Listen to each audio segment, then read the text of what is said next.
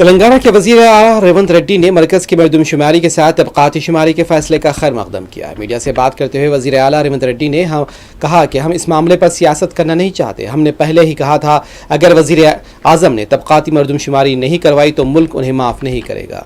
हमने सड़क से लेकर संसद तक आवाज़ उठाई थी, जंतर मंतर पर धरना दिया था। दबाव के बाद मरकज़ी हुकूमत को मजबूरी से फ़ैसला करना पड़ा। हम वज़ीर आज़म का शुक्रिया अदा करते हुए बाज़ तजावीज़ भी देना चाहते हैं। हमारे तजर्बे से मरकज़ी हुकूमत को कुछ सीखना चाहिए। अगर मरकज़ी हुकूमत मरदमशुमारी के साथ तबक़ाती शुमारी करना चाहती है तो मरकज़ी वज़रा की एक कमेटी और माहिरीन कमेटी को तश्कील दें और पूरे रियासतों का अहाता करते हुए वहाँ के हालात का तबक़ाती तनासुब का जायज़ा लें।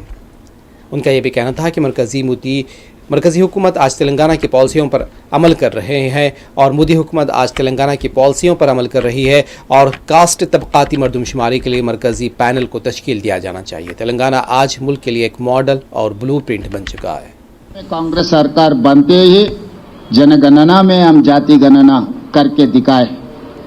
उसके बाद हम लोग ने इस विधानसभा में हम लोग मांग किए, रेजोल्यूशन पास किए केंद्र सरकार को आने वाले जनगणना में जाति गणना करो। नहीं किए तो इस देश आपको भारतीय जनता पार्टी को माफी करने वाले नहीं है। इसीलिए हम लोग सब मिलके संसद से लेकर सड़क से लेकर संसद तक हम आवाज उठाए, दिल्ली गए, जंतर मंतर में हमारे आवाज सुनाए। इस बार जनगणना में जाति गणना करना ही पड़ेगा मोदी जी, नहीं तो फिर आप मैदान में नहीं आओगे आने वाले चुनाव में। ये मांगता देश भर जितने भी पॉलिटिकल पार्टीज थे उस दिन आप लोग गवाह है। सब भारतीय जनता पार्टी एनडीए के लोग के अलावा बाकी के सब लोग आके जंतर मंतर में हमें मदद दिए।